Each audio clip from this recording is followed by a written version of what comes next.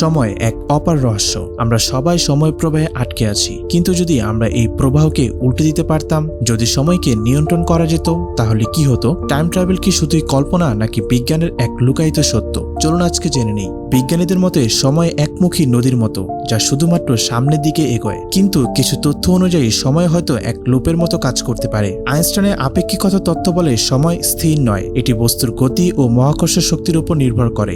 যদি কেউ আলোর গতির কাছাকাছি কোনো মহাকাশযানে ভ্রমণ করে, তবে তার জন্য সময় ধীরে প্রবাহিত হবে, অর্থাৎ সে ভবিষ্যতে ভ্রমণ করতে পারবে। আপনি যদি একটি মহাকাশযানে উঠে আলোর গতি 99% গতিতে ভ্রমণ করেন এবং 10 বছর পর পৃথিবীতে ফিরে আসেন, তাহলে পৃথিবীতে হয়তো কেটে যাবে 100 বছর, কারণ তখন সময় আপনার জন্য ধীরে চলবে, কিন্তু পৃথিবীর জন্য তা স্বাভাবিক গতিতে এগোবে। কিন্তু ভবিষ্যতে ভ্রমণের মতো অতীতে ফিরে যাওয়া কি সম্ভব? কিছু বিজ্ঞানী মনে করেন ব্ল্যাক হোল এবং ওয়ার্ম হোল আমাদের সময়ের এক বিন্দু থেকে আরেক বিন্দুতে নিয়ে যেতে পারে, যা একটি টানেলের মতো কাজ করে।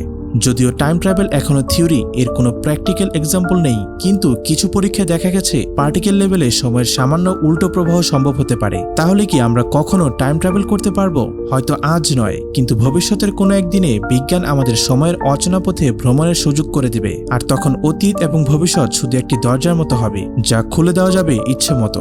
এই ধরনের আরো ইন্টারেস্টিং ভিডিওর জন্য সাবস্ক্রাইব করে আমাদের সাথে থাকুন।